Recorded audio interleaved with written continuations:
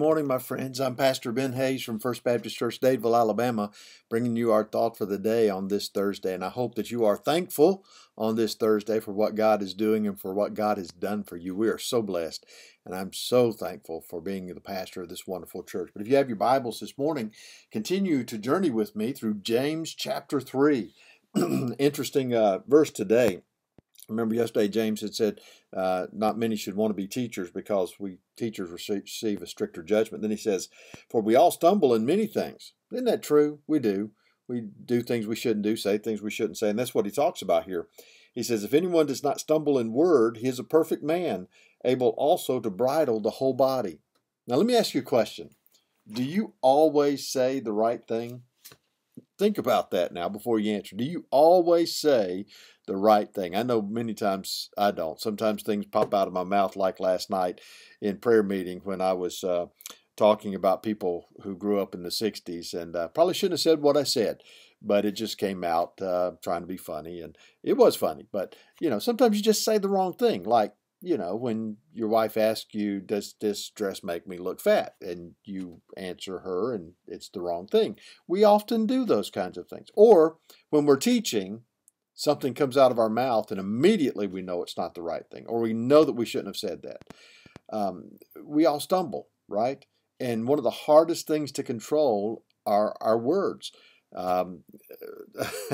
Was with a church member recently who let one fly that he shouldn't have said, but at the moment it just came out. So think about this morning. Do you stumble in your words? We all do. Sometimes it's a good stumble, sometimes it's a bad stumble. But look at what he says. He says, if anyone does not stumble in word, he is a perfect man, able also to bridle the whole body. Now, how does that make sense? If you can control what you say perfectly, say only what you need to say perfectly, like Jesus did, then you have the ability to bridle the whole body. How in the world does that work? Well, listen to what he says. He says, indeed, we put bits in horses' mouths that they may obey us, and we turn their whole body. Look also at ships. Although they are so large and are driven by fierce winds, they are turned by a very small rudder wherever the pilot desires. Even so, the tongue is a little member and boasts great things. Our tongues control so much. Why is that? Because Jesus reminds us. He said, it's not what goes into your mouth that defiles a man, but what comes out of your heart. And one of the first things that we can look at and say, okay, I know your heart, are the words that come out.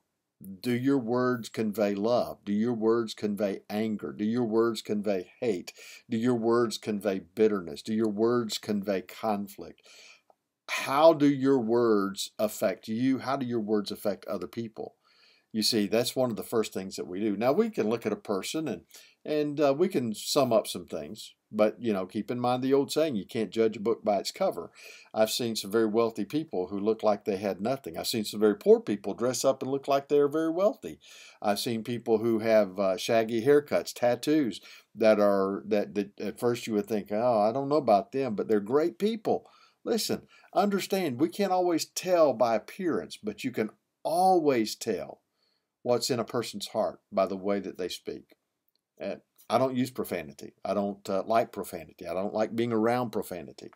I had a Sunday school teacher in my church in Gulf Shores who used to say that people who use profanity simply they don't have a large enough vocabulary to express themselves without using that. I think that could be true. But I honestly believe that what's in our hearts comes out through our mouths.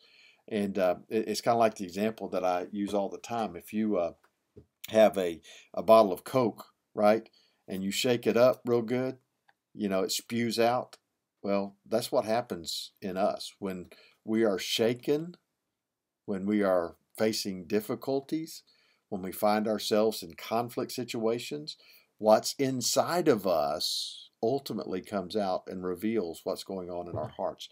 That's what James is talking about. The tongue is a little member and boasts great things. I want to finish this verse. He says, see how great a forest a little fire kindles. I want you to think about that for just a minute.